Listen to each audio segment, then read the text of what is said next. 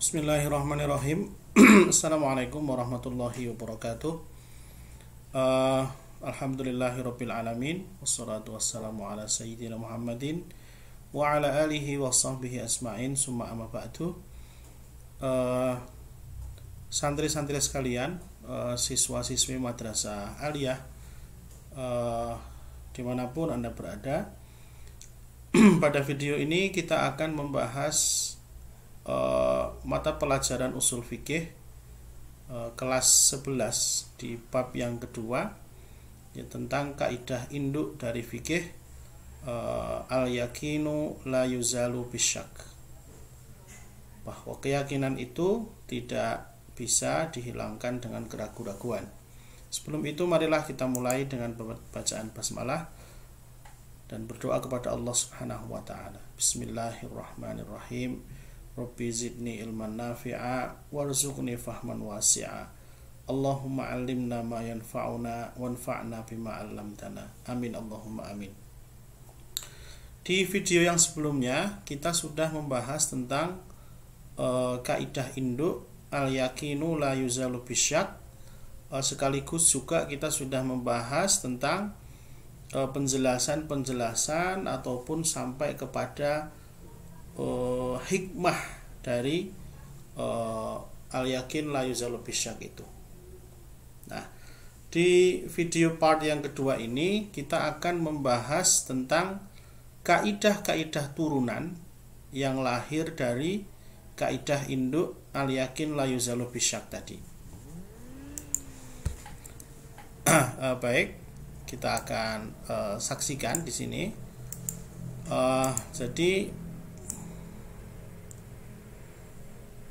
Nah, ternyata ada dari kaidah al-yakin la yuzalu bisyak itu ada 13 kaidah turunan, ya. Ada 13 kaidah turunan. Bisa nanti akan kita bahas satu persatu, mungkin secara lebih detail. Yang pertama ada al-aslu baqa'u makana ala makana. Nanti terjemahnya nanti, ya. Kita baca dulu satu persatu. Al-aslu baqa'u makana ala makana. Yang kedua, al-aslu bara'atu dhimmah. Al-aslu bara'atu dhimmah. Yang ketiga, al-aslu fil asya'i wal a'yani al-ibahatu illa in dalla lil hadri dalilun fayu'malu bihi. Yang keempat, al-aslu fil ibda'i at-tahrimu. Yang kelima, al-aslu fis sifati wal umuri al-aridati al-adamu. Yang keenam, al-aslu idafatul hatithi ila aqrabi awqatihi. Yang ketujuh, al-aslu fil ibadati al-hadru wa fil adati al-ibahatu. Yang kedelapan, idza ta'adzarat al-haqiqatu yusaru ila majazin. 9, la ibrata lid-dilalati fi muqabilit tasrihi. 10, la yunsabu ila sakitin qaulun. 11, la ibrata bitawahhumi. 12, la ibrata bidzanni al-bayyini khata'uhu. Dan yang ke-13, la hujjata ma'al ihtimali an-nasyi'i an dalilin. Ya, inilah 13 kaidah turunan dari al-yakin la yazulu bisyak. Jadi para santri sekalian, dari kaidah bahwa keyakinan itu tidak bisa dihilangkan dengan keraguan-raguan, itu kemudian aplikasinya, ya, prakteknya di dalam kehidupan sehari-hari atau di dalam peristiwa-peristiwa yang kita temui dalam kehidupan sehari-hari, itu melahirkan kaidah-kaidah turunan ini yang semuanya mengandung prinsip bahwa yang yakin itu tidak bisa dikalahkan dengan yang meragukan. Nah, maka 13 kaidah turunan ini semuanya sekali lagi adalah mengandung spirit atau makna bahwa yang yakin itu jangan dikalahkan dengan yang meragukan. Nah, memang sebenarnya kalau kita bicara masalah jumlah ya, yang namanya ilmu tentang qawaid fiqhiyah ini atau kaidah fikih ini bukan ilmu pasti. Maksud saya bahwa dahulu para ulama itu sebenarnya mencoba sebanyak mungkin untuk bisa mengatasi masalah-masalah di kehidupan dengan kaidah-kaidah gitu. Nah, cuman ya namanya juga manusia berbeda-beda, para ulama juga mungkin jangkauan ilmunya juga tidak sama, berbeda-beda, maka kemudian juga antara satu dengan yang lain ini mungkin juga jumlahnya juga jadi beda gitu. Mungkin menurut ulama fulan ada 10 kaidah turunan, menurut ulama fulan yang lain ada 12, menurut yang lain ada 13. Nah, di sini kita mengambil ada 13 kaidah turunan ya. Baik, sekarang kita akan bahas satu persatu ya. Kaidah turunan yang pertama, al-aslu baqa'u makana ala makana. Sebuah peristiwa atau hukum yang telah diyakini terjadi atau berlaku di masa lampau, maka berlaku untuk selanjutnya selama tidak ada hal yang terbukti mengubahnya. Kalau diartikan secara letterlek kan aslinya al-aslu ya, asalnya baqa'u makana, tetap segala sesuatu yang sudah terjadi ala makana, sebagaimana yang sudah terjadi ya. Nah, maka penjelasan dari ini bisa kita lihat dalam contohnya ya. Orang yang yakin bahwa dia masih suci, kemudian dia ragu telah berhadas, maka statusnya adalah tetap masih suci. Karena apa? Karena memang aslinya yang menjadi patokan, dia yakin bahwa dia sudah bersuci atau masih suci.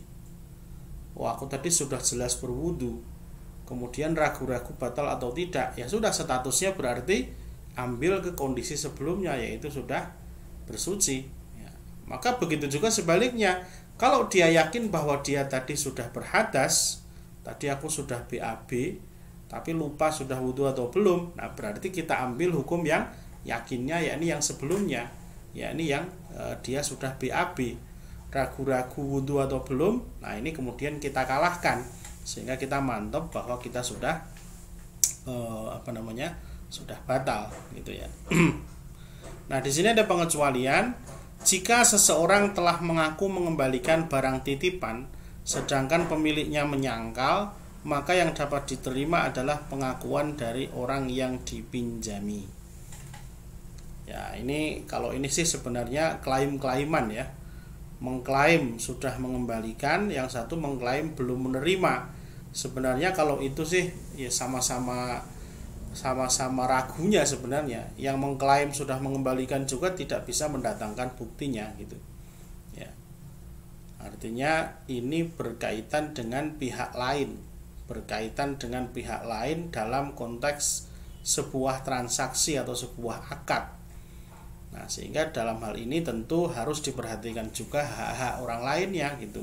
Kalau contoh yang di atas tadi kan tidak berhubungan dengan orang lain ya, tapi dengan kita sendiri gitu, sehingga lebih mudah untuk penyelesaiannya gitu. Oke, itu kaidah turunan yang pertama. Lanjut kaidah turunan yang kedua. Al-aslu bara'atudz zimmati. Ya. Al-aslu bara'atudz zimmati. Pada dasarnya ya, manusia hakikatnya bebas dari kewajiban dan tanggungan tertentu. Al aslu pada dasarnya manusia itu bara'atu zimmah, tidak bebas dari semua tanggungan. Nah, ini kalau dalam istilah pengadilan maka dikenal dengan asas praduga tak bersalah. Ya.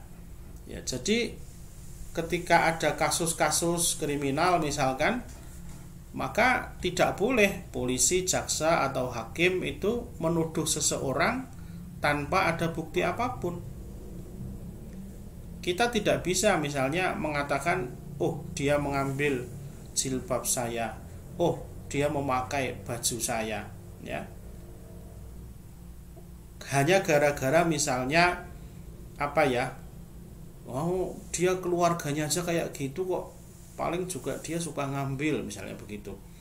Oh lawang dia penampilannya saja seperti pencuri kok. Nah, ini tidak boleh.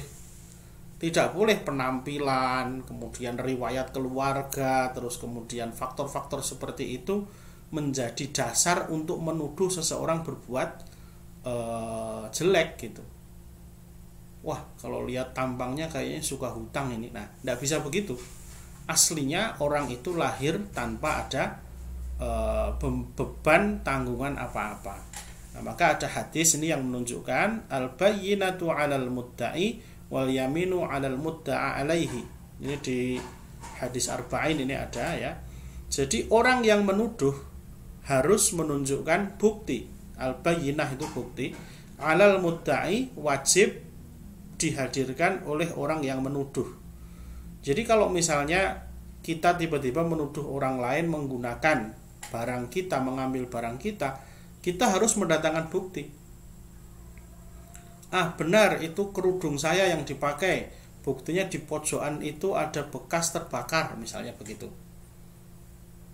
Nah, kalau ada bukti baru bisa diproses. Tapi kalau tidak ada bukti, tidak boleh tiba-tiba kita bersuudzon pada paling yang ngambil si anu, paling yang ngambil si anu dan sebagainya, tidak boleh. Wal yaminu 'alal mudda'a alaihi, dan orang yang dituduh nanti wajib bersumpah kalau memang menolak tuduhan itu. Gitu ya. Nah, contohnya di sini perselisihan harga antara penjual dan pembeli setelah barang dagangan rusak, maka yang dapat diterima adalah harga dari pembeli, sedangkan penjual disyaratkan adanya bukti. Ya. Jadi misalnya kita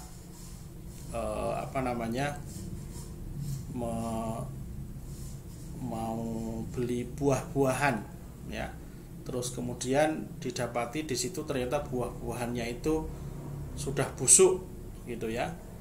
Kan tidak mungkin nanti, tidak boleh tiba-tiba nanti yang menjual itu mengatakan, wah itu gara-gara kamu sentuh itu terus kemudian sekarang jadi berubah jadi busuk. Kan nggak bisa. Aslinya namanya orang itu bebas dari tanggungan. Selagi, sekali lagi ya, selagi memang tidak ada bukti yang mengarah kepada bahwa si yang dituduh itu memang melakukan yang dituduhkan. Ya. Jelas kalau kita mau beli gelas kemudian kelihatan menjatuhkan gelas akhirnya pecah, nah kalau itu mah kelihatan. Ya, tapi kalau dari tadi barang dagangan juga di situ, ya kan? Misalnya kita mau jual beli ini mangga sekilo berapa, 20.000. Masa wong ini sudah mulai agak kering atau sudah mulai berkurang, ini sudah agak kisut ini. Kan tidak bisa yang menuduh, wah berarti setelah kamu sentuh tadi jadi. Nggak boleh begitu. Ya. Itu ya. Jadi maka kemudian harga dari barang itu ya tentu klaim dari si pembeli yang dimenangkan karena dia aslinya memang tidak punya tanggungan apa-apa. Oke, itu kaidah yang kedua.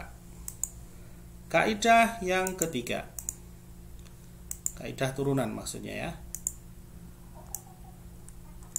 Al aslu fil asya'i wal a'yani, pada dasarnya segala sesuatu ya itu hukumnya al ibahatu, hukumnya adalah halal atau mubah. Illa indalla lil hadri dalilun fayu'malu bihi, kecuali ketika ada dalil yang menunjukkan dia dilarang, maka dalil itu dipakai. Ya. Nah, maka di sini langsung di artinya juga ini ada penjelasan. Menurut mazhab Syafi'i, ya, semua barang yang tidak disinggung keharaman atau kehalalannya maka dihukumi halal, kecuali jika ada dalil yang mengharamkannya. Tapi menurut Imam mazhab Hanafi ini berpendapat sebaliknya, semua dihukumi haram dulu, ya, kecuali yang menunjukkan kehalalannya. Memang ini nanti di dalam, dulu pernah juga ada sahabat Abdullah bin Abbas juga yang mengatakan begitu. Ketika ditanya suatu jenis makanan yang tidak ada dalilnya, beliau mengatakan, saya tidak mengharamkannya, tapi juga saya tidak menghalalkannya.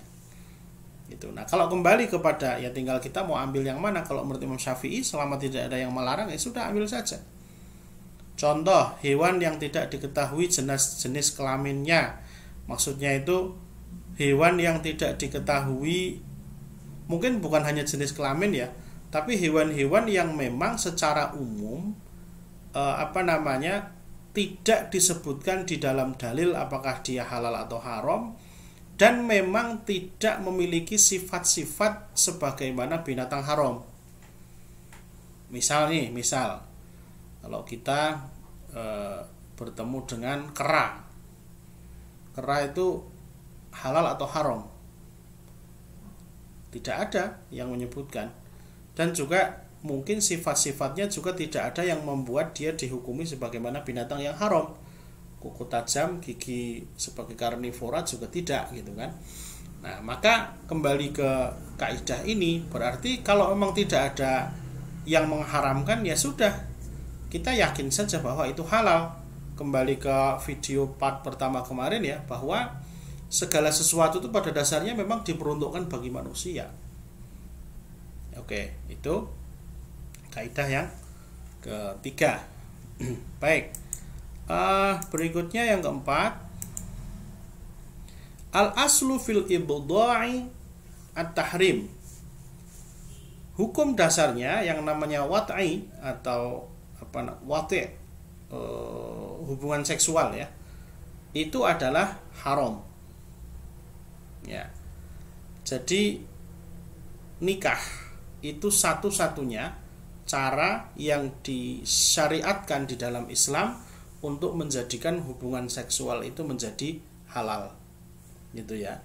Maka hukum dasarnya hubungan seksual itu adalah haram, gitu loh ya. Nah, kaidah ini nanti diperlukan untuk menghukumi orang-orang yang misalnya terjadi kasus, ada namanya kalau dalam kitab-kitab fikih itu ada wati syubhah. Jadi hubungan seksual yang meragukan, wah itu tadi istriku atau bukan ya. Nah, misalnya begitu loh ya. Ketika ada keraguan seperti itu, maka kita kembalikan ke kaidah ini, bahwa pada dasarnya hubungan seksual itu haram. Maka selama ragu itu bukan istrinya yang halal, ya jangan. Jadi kan kadang ada orang kalau wah udah mantap aja lah, nah, tidak boleh, karena kaidah dasarnya bahwa hubungan seksual itu haram. Nah, ini ada dalilnya dari surat ini surat Al-Mu'minun ya, walladzina hum li furujihim hafizun illa ala azwajihim aw ma malakat aymanuhum fa innahum ghairu malumin. Ya. Contoh, jika terjadi ketidakjelasan identitas antara istri dengan wanita lain dalam situasi tertentu, maka tidak diperbolehkan berijtihad untuk menggauli salah satunya. Wah, saya udah nggak tahan nih, tapi gimana ya, tadi itu istri saya atau bukan ya. Kebetulan mohon maaf, mungkin istrinya itu punya saudara kembar jumlahnya 4 misalkan, dan semuanya kembar identik. Nah, maka dalam kondisi seperti ini kita kembalikan ke dalilnya. Kalau kita ngarang lalu salah, maka dosa. Wah, ternyata bukan istri saya. Kenapa? Karena pada dasarnya hubungan seksual itu adalah diharamkan. Baik.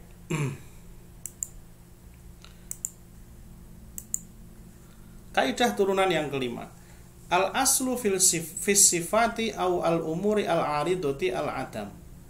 Pada dasarnya suatu perkara atau sifat yang datang atau muncul baru kemudian, sifat yang baru atau yang muncul kemudian adalah tidak ada. Maksudnya itu tidak dianggap. Ya.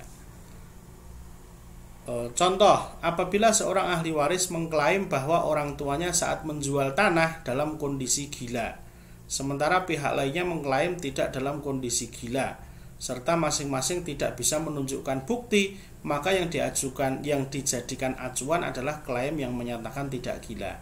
Ini nanti biasanya ketika misalnya nih ada seseorang yang meninggal, lalu sebelum meninggal dia itu sudah menjual tanah-tanahnya.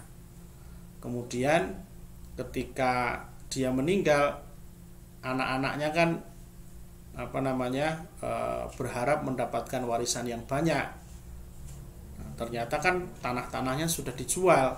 Atau ada yang mengatakan begitu anaknya, wah, mohon maaf Pak, dulu itu ketika bapak saya menjual ke panjenengan itu sudah gila itu. Jadi mohon maaf, jual belinya dibatalkan. Jadi tanah itu mohon dikembalikan kepada kami ahli waris. Nah, mengklaim bahwa orang tuanya gila, sifat gila itu kan sesuatu yang baru. Maksudnya apa kok baru? Kan tidak ada orang tua lahir dalam keadaan gila. Apalagi juga orang semuanya dulu tahu bahwa orang itu almarhum dulu tidak gila. Kok tiba-tiba sekarang anaknya mengklaim bahwa dulu ketika menjual sedang gila. Nah, ini tidak bisa. Ya, itu sifat baru yang muncul kemudian. Nah, maka dikatakan al-adam, itu tidak dianggap, ya. Ya, ini karena terjadinya kegilaan pada seseorang merupakan sifat yang baru muncul kemudian, sementara sifat berakal merupakan sifat awal atau sifat asli seseorang. Gitu kan? Ya, jadi sangat dicurigai gitu ya, bahwa klaim anaknya tadi itu hanya untuk agar dia mendapatkan warisan dari tanahnya, misalnya begitu. Gitu ya. Jadi sifat yang baru muncul kemudian ini tidak bisa dibenarkan. Lagi-lagi semuanya itu ketika tanpa bukti ya. Kalau ada bukti itu semuanya ya selesai gitu. Nanti di bawah ada. Baik. Yang keenam,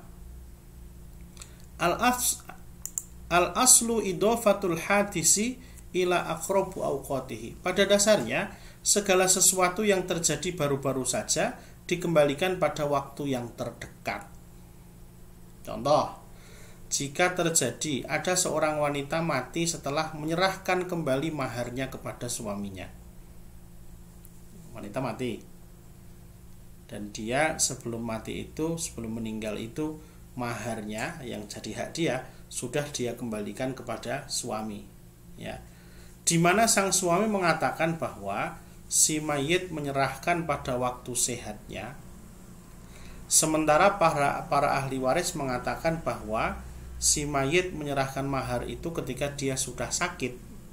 Maka yang punya kekuatan hukum adalah yang dikatakan oleh para ahli waris.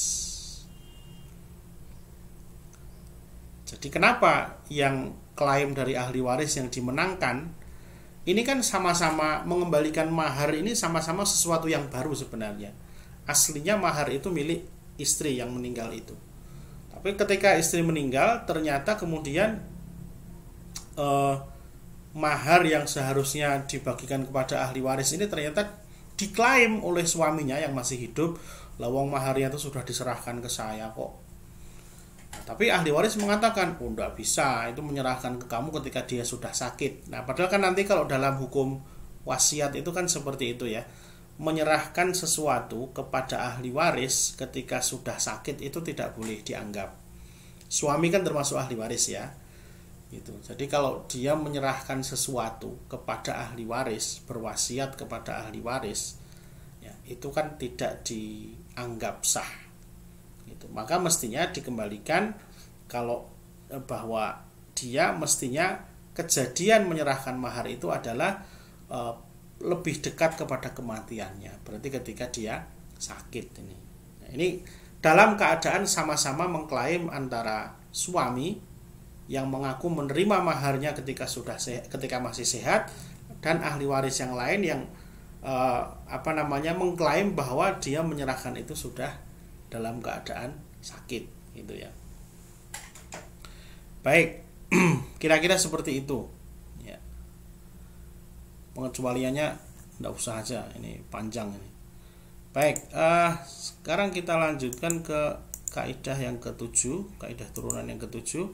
Al aslu fil ibadati al hadru wa fil adati al ibahah. Hukum dasar segala sesuatu atau ibadah itu adalah dilarang. Sedangkan dalam adat istiadat, hubungan sosial itu adalah dibolehkan. Coba dipahami ya. Jadi hukum asal dari ibadah itu dilarang. Ibadah itu aslinya dilarang kecuali ketika diperintahkan. Sholat itu dilarang kecuali ketika disuruh. Maknanya apa toh?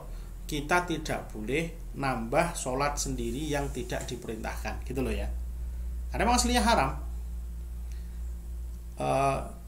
Zakat itu haram kecuali yang diperintahkan. Puasa itu tidak boleh kecuali yang diperintahkan. Jadi nggak boleh kita nambahi sendiri puasanya sehari semalam, nggak boleh. Itu. Jadi pada dasarnya ibadah itu adalah dilarang dalam artian harus sesuai dengan yang diperintahkan, gitu loh ya. Sebaliknya, kalau dalam hal adat istiadat, hubungan sosial pada dasarnya itu adalah dibolehkan kecuali ketika ada yang melarangnya. Ini contohnya, pelaksanaan sholat asalnya adalah terlarang, namun ada dalil yang mewajibkan sehingga kemudian jadi wajib.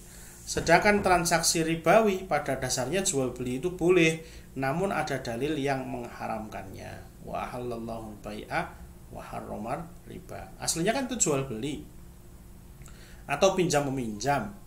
Nah, cuman menjadi tidak boleh ketika ada larangan jangan sampai terjadi riba di situ. Itu ya. Oke. Yang ke-8. Idza ta'adzarat al-haqiqatu yusaru ila majazin.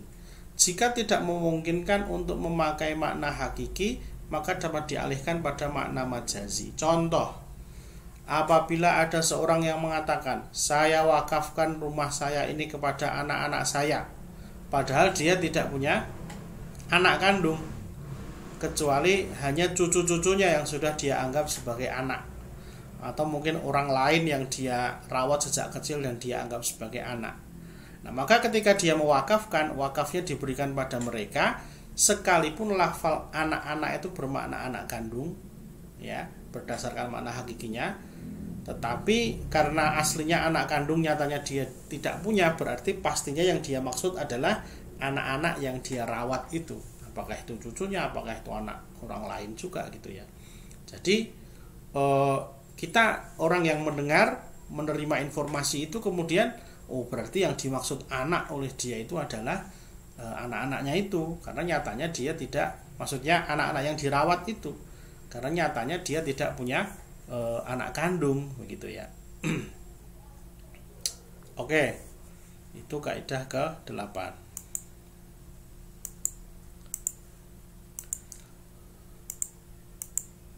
Sembilan, la ibrata lid-dilalah fi muqabalati tasrih. Ya.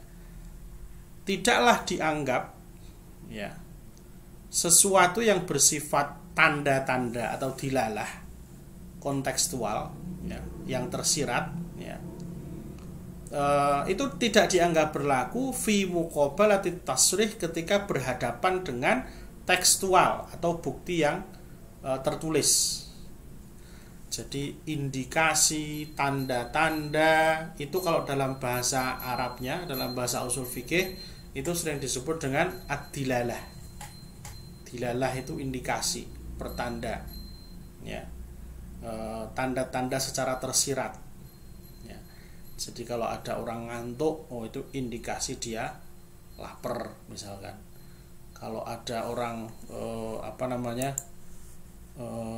kurus, ini indikasi dia makannya sedikit, itu namanya indikasi.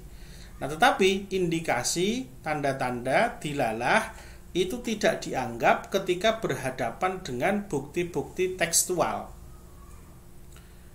Misalnya Anda melihat ada orang kurus sekali, wah dia itu kayaknya tidak pernah makan, itu kurus tuh kayaknya miskin itu. Ternyata setelah dicek menu makanannya 4 sehat 5 sempurna, keluarganya juga terbukti kaya raya. Nah, berarti indikasi tadi kemudian kalah oleh bukti-bukti yang real, gitu ya. Itu gampangnya seperti itu. Nah, kalau di sini contohnya, apabila A memberikan sesuatu pada B dan si B mengambilnya di tempat pemberian itu, maka pengambilannya dianggap benar sekalipun si A sebenarnya tidak mengizinkan secara terang-terangan untuk mengambil di situ. Karena ijab dari A dianggap sebagai izin untuk mengambilnya dan juga sebagai pertanda. Si A ngomong begini, ini mobil tak kasih kamu. Lalu si B langsung ambil kunci mobilnya, kemudian langsung dibawa, disopir, dibawa pulang. Nah, ini B tidak salah, karena memang secara indikasinya A tidak mengucapkan apa-apa, tidak melarang untuk langsung mengambil. Lain halnya jika si A dengan jelas melarang untuk mengambilnya di tempat tersebut. Misalnya begini, ini mobil buat kamu, tapi jangan kamu ambil di rumahku, sebab nanti kalau ketahuan istriku aku dimarahi. Nah, maka kalau ada seperti itu, B tidak boleh mengambil mobil itu di rumahnya. Nanti saja kapan-kapan tak anter. Nah, ternyata 2 minggu, 3 minggu nggak diantar-antar, si B akhirnya nekat datang ke rumahnya si A ngambil. Nah, ini nggak boleh. Kenapa kok tidak boleh? Sebab sudah ada kata-kata secara lafzi yang diomongkan oleh si A, jangan mengambil di rumahku. Nanti kalau ketahuan istriku dimarahi, misalnya begitu ya. Oke. Kaidah ke-10. La yunsabu ila sakitin qaulun. Segala bentuk transaksi yang mensyaratkan adanya satu pernyataan dengan jelas, maka ketika tidak ada pernyataannya tidak bisa memiliki kekuatan hukum. Contoh, jika ada orang yang menempati satu rumah yang tidak diperuntukkan sebagai rumah sewa, sedangkan pemilik rumah tersebut tidak menyatakan sewa, maka pemilik rumah tidak berhak secara hukum untuk meminta uang sewa kepada orang tersebut. Misalnya begini, kita punya rumah kosong, kemudian ada korban gempa atau korban gunung meletus, ya. Kemudian ketika mereka datang, kita mengatakan silahkan ditempati saja rumah saya. Sementara memang aslinya itu bukan rumah untuk disewakan. Ya, beda kalau itu rumah kontrakan, jelas ya. Itu sudah indikasi yang berbeda lagi. Ini contohnya adalah itu rumah kosong memang tidak untuk disewakan. Maka ketika kita meminta orang tinggal di situ, kita tidak berhak, wah ini kok lama-lama enak juga ya dia tinggal di situ. Mulai sekarang tak berlakukan sewa. Nah, kalau dia memberlakukan itu, kemudian disepakati oleh yang menempati, itu boleh. Tetapi mulai ketika dia menyilahkan di awal tadi sampai sebelum ada kesepakatan untuk menyewa, tidak bisa tiba-tiba kita sebagai pemilik rumah mengatakan, wah enak juga sampean di sini tidur semaunya tanpa gratis. Pokoknya sejak awal sampai sekarang per hari saya hitung 100.000. Nah, ini tidak bisa. Maka ini kaidahnya la yunsabu ila sakitin qaulun. Itu sesuatu yang memang tidak ada tembungnya kalau dalam bahasa Jawa ya. Tidak ada akadnya secara jelas, itu ya tidak bisa dianggap sebagai ucapan. Wah ya dia harus tahu diri lah. Nggak bisa. Tahu diri, riko, pakai woh itu tidak bisa dianggap sebagai sebuah transaksi. Ya gini ya, sekali lagi kita ini kan bicara ilmu fikih. Kalau fikih itu bicaranya adalah kejelasan akad.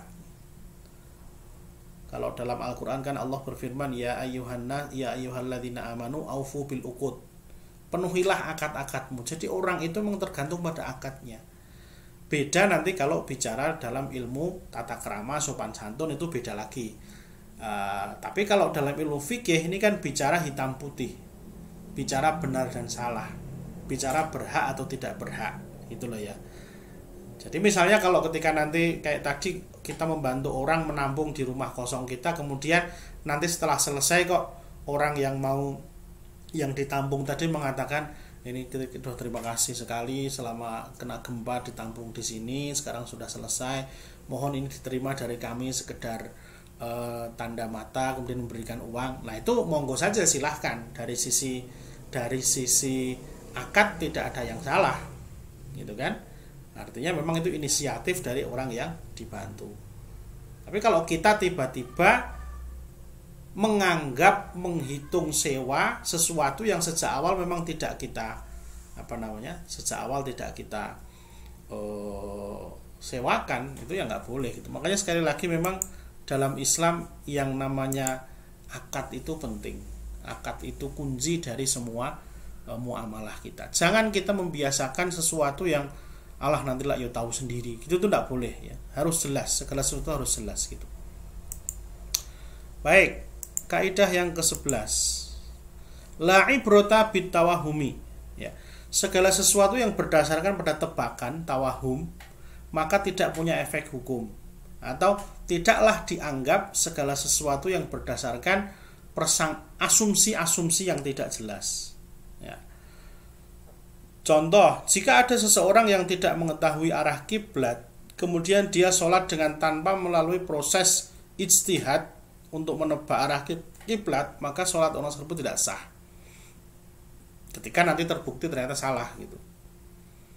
Beda kalau sebelum dia sholat dia sudah berusaha keras mencari kompas, kira-kira begini, matahari kira-kira sebelah sana, melihat di jauh sana ada masjid, kayaknya imamannya sebelah sana, kira-kira ini saya sholatnya menghadap ke sana, misalnya begitu. Nah itu nanti ketika terbukti salah, itu tidak apa-apa, nggak usah diulangi, karena dia tadi tidak tawahum, tetapi sudah melakukan usaha untuk mencari. Tawahum ini asal nebak gitu loh. Pasti pencurinya dia, nah itu nggak boleh. Halah paling itu berzina sama dia, nah itu nggak boleh. Semua harus ada proses untuk sampai pada sebuah kesimpulan. 12. La ibrata bidzanni al-bayyin khata'uhu. Tidaklah bisa dijadikan pegangan adzon, persangkaan, al-bayyin khata'uhu, yang ternyata kemudian terbukti salah. Contoh, jika ada seseorang sholat dengan memakai pakaian yang disangka suci, tapi kemudian terbukti pakaian tersebut najis, maka orang tersebut wajib mengulangi sholatnya. Ya, sebenarnya bisa juga sih kalau dalam riwayat dikatakan kalau najis itu ketahuan dan bisa dihilangkan ketika sholat, langsung aja dihilangkan. Misalnya di sini diselentik, bisa ya. Tadi di awalnya nggak tahu. Rasulullah pernah begitu.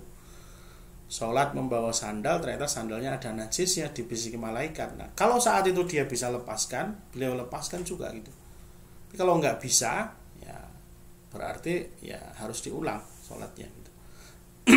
Karena memang dia tadi asalnya tidak tahu. Dia menyangka pakaiannya suci, ya. Ternyata tidak suci. Beda dengan yang nyari kiblat tadi ya. Kalau kiblat tadi dia sudah berusaha maksimal gitu. Maka nanti ini beda juga kalau dia sudah memverifikasi semua pakaiannya dan dianggapnya itu sudah yakin, semuanya itu sudah yakin, bukan hanya anggapan, sudah yakin suci, maka ketika kemudian tiba-tiba ada najis, nah dia bisa menghilangkannya gitu ya. Baik, terakhir yang ke-13, Allah hujjata ma'al ihtimal an-nasi an dalilin. Tidak bisa dijadikan hujjah ya, atau bukti yang terindikasi meragukan disebabkan adanya satu petunjuk yang lain yang lebih kuat. Contoh, apabila seseorang mengaku dirinya berhutang pada salah seorang ahli warisnya, maka jika ia berada dalam keadaan sakit yang menyebabkan meninggal, pengakuan tersebut tidak sah selama tidak dibenarkan oleh ahli waris yang lain. Ini karena adanya ihtimal atau indikasi kuat bahwa itu dilakukan untuk menguntungkan sebagian ahli waris atas sebagian yang lain. Jadi ada orang sudah sakaratul maut, kira-kira ya anak-anaknya sudah mikir nanti bakal dapat warisan ini itu, tiba-tiba sudah sakarat dia bilang, aku tuh dulu hutang sama anakmu yang ke ini tuh sekian banyak, tanpa ada bukti ya, tanpa ada bukti. Nah, maka ini tidak bisa dijadikan sebagai hujah. Malah justru ini ada indikasi yang mau meninggal ini dia hendak memberikan keuntungan lebih kepada salah seorang anaknya. maka selama tidak ada bukti ya tidak bisa dibenarkan. Baik, itulah 13 kaidah turunan dari kaidah al-yakin la yuzalu bisyak. Mudah-mudahan bermanfaat. Terima kasih. Wabillahi taufiq wal hidayah. Wallahu muwaffiq ila aqwamit thoriq. Assalamualaikum warahmatullahi wabarakatuh.